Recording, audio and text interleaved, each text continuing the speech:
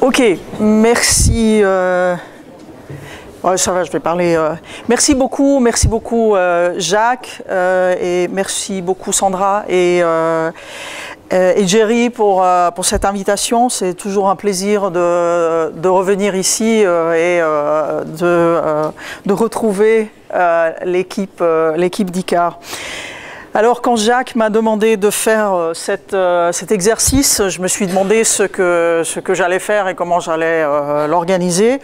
Et j'ai pensé qu'il n'était pas question de vous raconter quoi que ce soit, ni ma vie, ni la vie de la discipline. Mais j'ai réfléchi à vous présenter un exemple relativement, alors, fois complexe et simple, qui résumait un petit peu ce que je considère être les défis actuels pour le champ que Jacques a commencé à introduire, dont il a été un pionnier. Et qui aujourd'hui se développe de manière assez dynamique. Donc je vais essayer de vous donner, je vais d'abord les lister, mais je vais ensuite essayer de vous donner des exemples de la manière dont ces enjeux se posent et dont on peut essayer de les résoudre. Et c'est en fait dans ce cadre-là que se situent mes recherches actuelles, mais je ne suis pas la seule, évidemment, à faire ça. Alors, si on pense aux enjeux théoriques qui se sont posés à partir du moment où on a commencé en linguistique à s'intéresser à l'interaction, un des gros enjeux théoriques a été de repenser la description du langage, et pas seulement du langage en général, mais de la langue et de la grammaire en rapport avec l'interaction. Et je pense qu'ici, à ICAR, un certain nombre de travaux ont été faits au fil des années, tendant à montrer que non seulement les ressources langagères et les ressources linguistiques sont mobilisées pour configurer des actions dans l'interaction, mais aussi que l'interaction a un effet sur ces ressources langagères.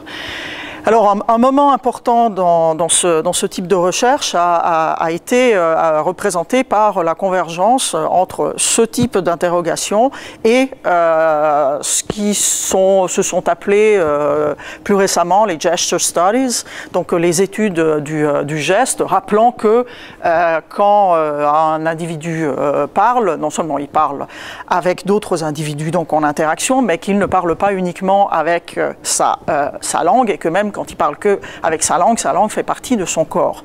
Donc la dimension corporelle, découverte de cette dimension corporelle de manière très importante. Un individu, comme nous rappelait Jacques, ne peut pas parler sans faire des gestes. Après, il y a ceux qui en font plus, ceux qui en font moins, mais le corps bouge. Alors, un aspect important, me semble-t-il, ces dernières années, même si tu as bien rappelé que la question de la kinésie apparaît déjà dans les années 70, même avec ce terme-là, il me semble qu'un des enjeux dans ce type de recherche en linguistique et en interaction a été de se rendre compte que le caractère incarné de la parole ne se limitait pas uniquement au geste, mais concernait la totalité du corps. Et qu'il concernait la totalité, donc pas que les gestes, pas que le haut, mais aussi le bas du corps. Ce dont on parle très peu finalement. Et ça a introduit un certain nombre d'enjeux, de nouveaux enjeux, c'est-à-dire comment est-ce qu'on peut tenir compte non seulement des gestes, mais du regard, de la posture du corps. Pour faire un certain geste, je dois me situer d'une certaine manière, des mouvements du corps, et du coup aussi de l'environnement dans lequel le corps se situe. Ce qui fait que cette vision holiste du corps a déclenché aussi un intérêt pour ce que moi je décris comme une spatialité riche dans laquelle il n'y a pas que l'espace, mais il y a les objets, il y a les technologies dont vous parlera Christine tout à l'heure. Un enjeu supplémentaire est donné par le fait que pendant très très longtemps, on a travaillé sur l'interaction de manière relativement fixe, c'est-à-dire on s'est intéressé à des gens qui parlaient par exemple à table ou qui étaient assis ou qui étaient en réunion, mais qui étaient dans un environnement qui était relativement confiné et ne bougeait pas. D'où il a été d'autant plus facile d'oublier la dimension du corps dans ce cadre-là. Un des enjeux dont on discute beaucoup dans la littérature actuellement, c'est de se demander que se passe-t-il quand on commence à regarder pas seulement les gestes, pas seulement le corps, mais en plus le corps en mouvement. Donc il y a des enjeux forts liés à la mobilité, parce qu'on se rend compte, et je vais essayer de vous en montrer un exemple, que on ne parle et on n'interagit pas de la même manière quand on bouge que quand on est arrêté et on se regarde dans le blanc de l'œil. Alors ça, toutes ces réflexions ont déterminé, alors je voulais faire quand même le clin d'œil à Jacques, parce que d'une certaine manière, l'histoire est en quelque sorte cyclique.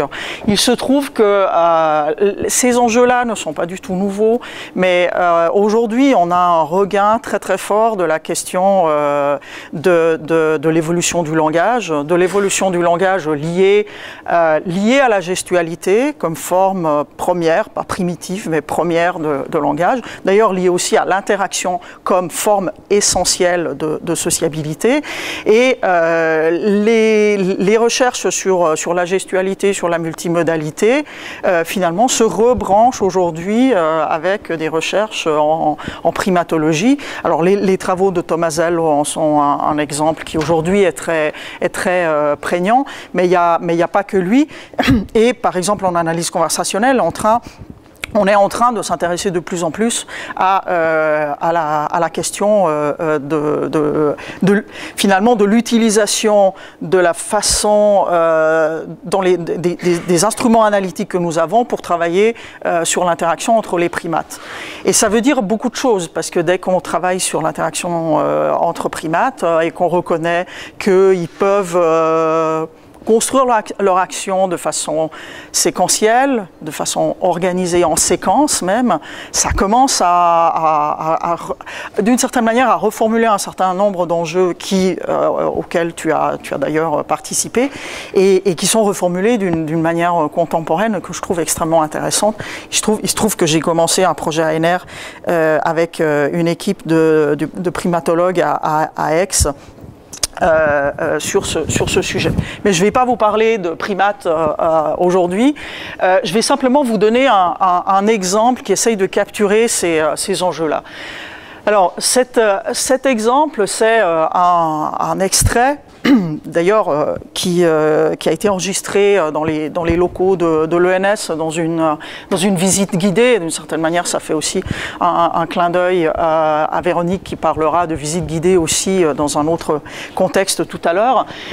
Au cours de cette visite guidée, un locuteur remarque un détail de l'architecture du bâtiment. Et ce détail, il le pointe, il regarde vers le haut et il dit ces plans-là. Donc il y a des démonstratifs pour nos amis historiens de la langue. Il y a un déictique, il y a du geste. Alors on pourrait, sur cette base, étudier la manière dont le geste se coordonne à cette expression-là, dont éventuellement la posture, parce qu'il se trouve que le détail en question est dans le plafond, enfin dans la verrière qui surplombe la personne. On pourrait se demander, bon, on va recueillir un certain nombre de ces phénomènes-là et montrer que, chose classique à laquelle tu as aussi fait référence, la deixis va de pair avec la gestualité. Maintenant, je dirais qu'une manière plus contemporaine de poser la question, qui construit sur cette observation initiale, c'est de se demander pas seulement comment fonctionne cette expression référentielle-là, mais de l'intégrer dans une construction syntaxique plus complexe, de l'intégrer dans un tour plus complexe et de se demander qu'est-ce qui se passe avant, qu'est-ce qui se passe après, quelles sont les conditions finalement de production de ce déictique-là. Alors, je vais vous montrer tout de suite le fragment. Ce fragment a été donc enregistré, vous reconnaîtrez la rampe qui descend dans le bâtiment de l'ENS, a été enregistré par plusieurs caméras, mais notamment une caméra traditionnellement placée sur les participants, et un de ces participants, celui qui regarde vers le haut et qui fait le geste vers le haut, a des lunettes, ce qu'on appelle des lunettes caméra, c'est-à-dire des lunettes qui incorporent une petite caméra qui permet de, non pas, c'est très important de voir ce qu'il voit, mais en tout cas d'avoir des informations plus précises qu'on peut le faire, mais on peut les reconstruire sur la base de cette caméra traditionnelle, sur la direction du regard. Alors voici, et ce qu'il va dire, en fait, ces plans-là, c'est ici, mais ce qu'il va dire, c'est vraiment ce que moi j'adore, c'est ces plans-là où on est dans une courbe avec les deux autres courbes qui repartent, celle-ci qui vient, les fenêtres, c'est des détails que j'adore. Et ça va être sa production. Et c'est ça que je vais analyser, mais d'abord je vais vous le faire écouter. J'espère que ça va y aller.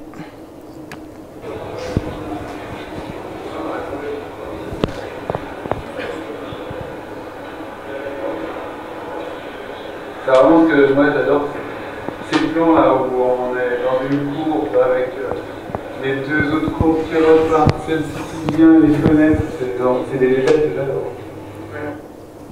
Ok, donc un tour complexe. Produit dans une condition qu'on va un petit peu regarder ensemble. Mais d'abord, quelques remarques sur la manière dont ce tour complexe est organisé. Il constitue le début d'une nouvelle séquence. Avant, les participants sont en train, à voix basse, disent autre chose. Lui ne dit rien. Il n'y a pas de séquence qui est déjà initiée précédemment avec tous les coparticipants. Ce qu'on remarque, c'est un début avec c'est vraiment ce que moi j'adore, c'est. Et ce début peut être analysé en faisant attention au fait qu'il va avec ce que moi j'adore, c'est construire le début de son tour avec une pseudo-clivée initiale. Et ce que fait la pseudo-clivée, c'est organiser une première partie qui projette une deuxième partie. Et cette deuxième partie, c'est précisément le segment déictique vers lequel j'avais pointé, ces plans-là. Donc, il y a une structure syntaxique qui n'est pas en elle-même informative ou référentielle. On a ce que moi j'adore, mais on ne dit pas encore ce qu'il adore. Et ce qui est adoré, donc l'objet, est projeté vers l'avant. Et il est annoncé par cette structure projective. Alors, une fois que cette projection est effectuée, il continue, c'est ces plans-là où on est dans une courbe, les deux autres courbes qui repartent, etc. Et on a toute une description qui, on peut le voir à partir de cette transcription verbale,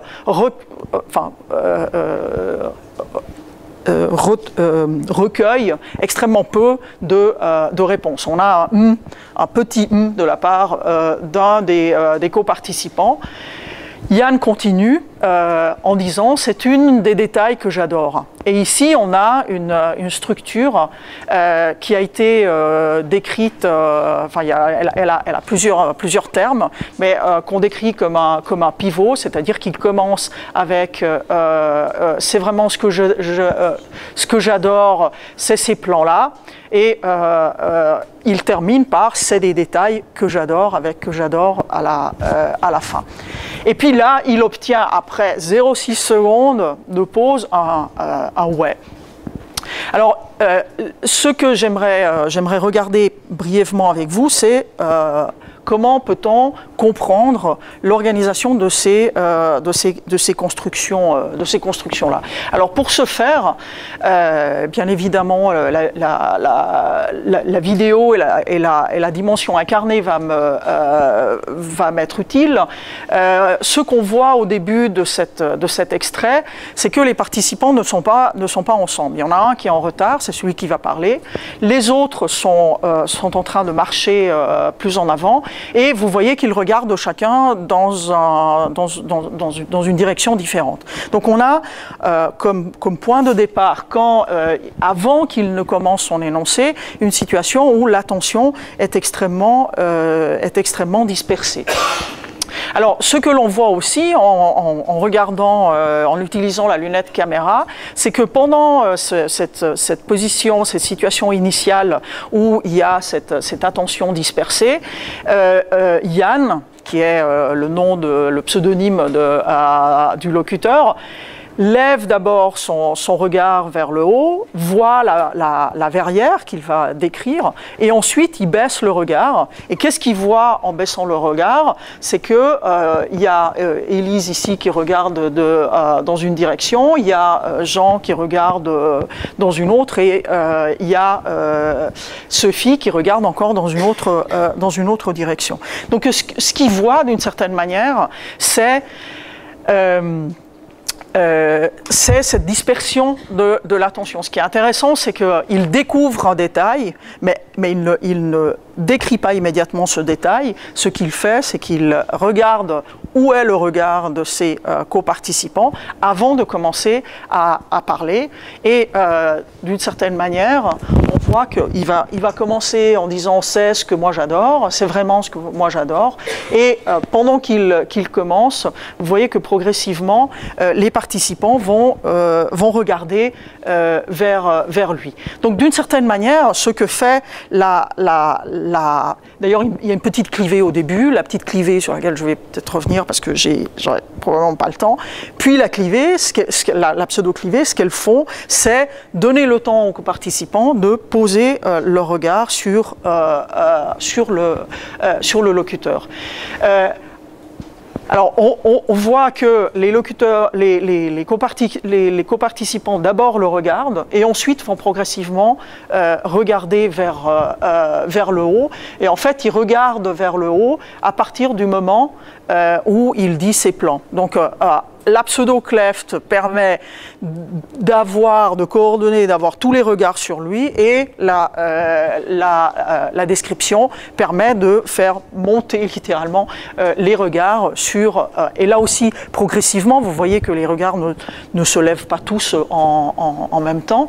Et d'une certaine manière, cela permet de comprendre non seulement la pseudo-cleft initiale, mais aussi les 0,6 secondes de pause après la première partie de la pseudo-clivée, et le développement progressif de la description, en quelque sorte, attendant que tous les regards se posent sur le référent, et éventuellement qu'une réponse soit donnée. Or ici, la réponse, en quelque sorte, c'est le fait que tout le monde regarde vers le référent. Ce que on remarque, c'est que personne autrement ne fait il n'y a pas ici d'assessments, de compliments, d'autres types de réponses. Et ce qu'il y a à un moment donné, même si l'expansion du tour de Yann, en fait, donne de nouvelles occasions de produire une réponse, cette réponse ne vient pas à part le regard vers le haut. Et ce qu'il se passe, c'est que plutôt, plusieurs participants commencent à regarder en face d'eux, donc plus en haut, et commencent à marcher, donc à traiter ce noticing comme terminé. Et c'est à ce moment-là, quand tout le monde commence à marcher, qu'il va clore en quelque sorte avec la structure pivot. Donc, Là, je synthétise simplement ce que je viens de dire. L'idée est de bien voir que la construction de ce tour complexe est complètement coordonnée avec les positions des participants dans l'espace et leur posture corporelle manifestant une certaine attention vers le phénomène vers lequel on pointe. Alors, du point de vue syntaxique, ce qui est intéressant, c'est que on a des constructions syntaxiques qui ont plutôt une vertu projective, qui pointent vers l'avant. C'est typiquement le cas de la pseudo-clivée. Et puis on a des structures qui sont plutôt rétrospectives et qui sont plutôt clôturantes. C'est le cas des pivots. Et d'une certaine manière, le deuxième gros pivot, ce que moi j'adore, c'est c'est des détails que j'adore. Cette forme de pivot-là clôt la gestalt du tour en s'orientant vers le fait qu'il y a une forme de clôture qui a été réalisée par les participants qui se sont mis à marcher. Alors, une fois qu'on a observé ce genre de choses, on voit que un élément, en tout cas pour moi, intéressant, c'est qu'on remarque que la progression du tour, elle est liée aux postures du corps, elle est liée aux gestes que fait le participant, elle est liée au regard, elle est liée à l'avancement, à la progression de la marche. Et une des questions qu'on peut se poser, c'est ok, mais si l'emploi de ces structures est lié à autant de facteurs très spécifiques et très contextuels, est-ce qu'on peut généraliser ce type d'observation? Donc en termes d'analyse conversationnelle, la généralisation, elle est assurée au sein de la collection. La collection est constituée par des occurrences du même phénomène. Et le même phénomène, c'est pas simplement un déictique, par exemple, ou un démonstratif, mais c'est un démonstratif qui est précédé d'une pseudo-clivée et qui est suivi d'une hésitation, etc. Donc le phénomène qu'on essaye de collectionner, un phénomène complexe, n'est pas un phénomène simple, parce que le phénomène plus simple, il peut être observable dans des contextes et dans des contextes séquentiels extrêmement divers. Donc l'idée c'est de se dire est-ce que j'ai un deuxième exemple, et à partir du moment où j'en ai un deuxième, ça ouvre déjà la possibilité de constituer une collection. Je dirais que cette question de la collection n'est pas, et c'est pour moi un enjeu majeur aujourd'hui, c'est-à-dire qu'une fois qu'on a pointé vers la richesse de ce que l'analyse multimodale nous permet de faire, je pense qu'un des grands enjeux, c'est de montrer que cette complexité est systématiquement organisée. Et ça n'est pas uniquement un enjeu méthodologique de produire des analyses de collection, c'est aussi un enjeu théorique, c'est-à-dire qui renvoie alors dans mon environnement épistémologique à ce que Sachs et Garfinkel disent quand ils disent les conduites sont méthodiquement organisées. Et méthodiquement organisées, ça veut dire qu'elles mobilisent des méthodes, c'est-à-dire des micro-pratiques qu'on retrouve, dont on peut faire une grammaire d'une certaine manière, et qui ne sont pas réinventées à chaque fois, mais que l'on retrouve dans d'autres contextes. Alors l'enjeu, il est précisément là. En plus, trouver des méthodes, ça veut dire montrer le caractère justement organisé, ordonné de l'interaction. Alors voici un deuxième fragment qui finalement montre des choses très très semblables, et je vais faire quelques commentaires rapides dessus. Vous voyez Yann qui bouge, qui va vers la fenêtre, qui regarde à travers la fenêtre, il voit ça.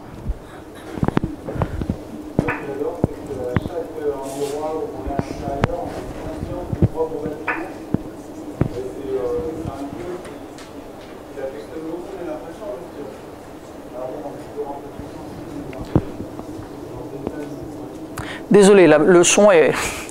Et j'ai pas réussi à le monter, mais...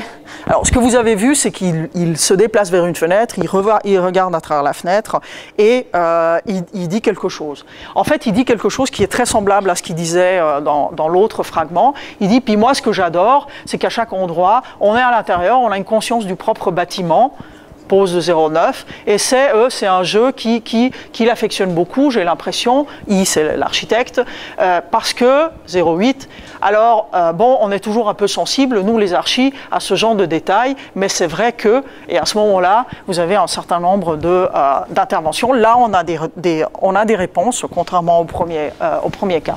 Ce qui est intéressant, c'est qu'on a à nouveau une pseudo-clivée qui projette la description de quelque chose qui est vu par le participant, mais qui n'est pas encore vu par les co-participants.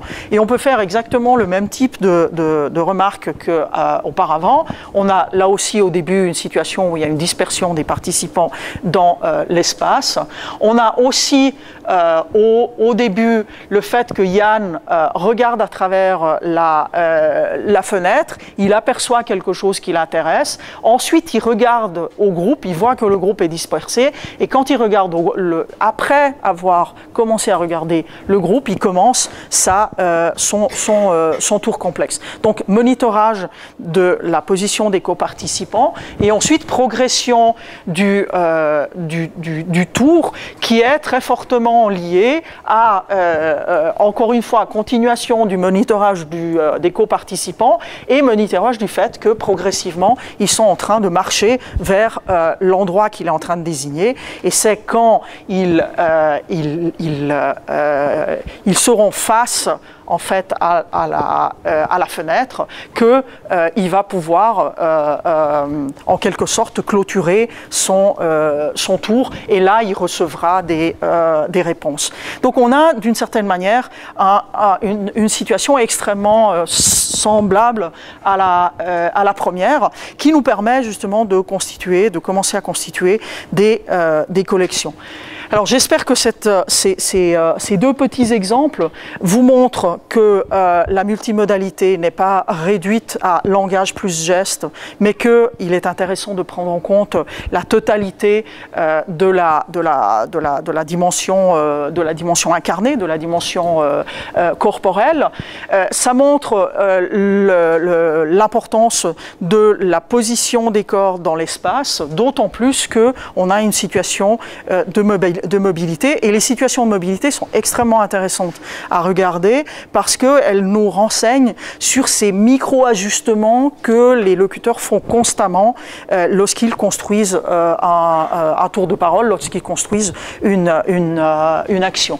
Alors évidemment, ça génère plein d'enjeux, des enjeux de production des données, parce que produire des données mobiles n'est pas facile, des enjeux de transcription des données. Vous avez vu l'enjeu d'utiliser un certain nombre de logiciels nous permettant d'annoter la temporalité fine de ce genre de comportement ensemble, et l'enjeu de la temporalité est central, et je dirais que c'est cette temporalité qui nous permet à la fois de revisiter l'organisation de la grammaire d'un côté et grammaire, je l'utilise au sens large, syntaxe et autres aspects, et comprendre l'organisation de la multimodalité en rapport avec ça.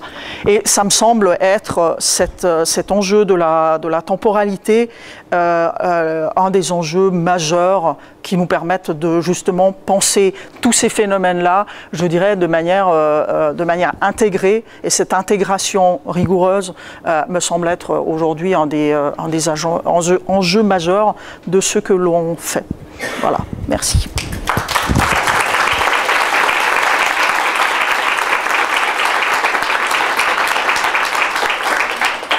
Bon, je crois qu'on peut s'accorder le temps pour une minute de questions.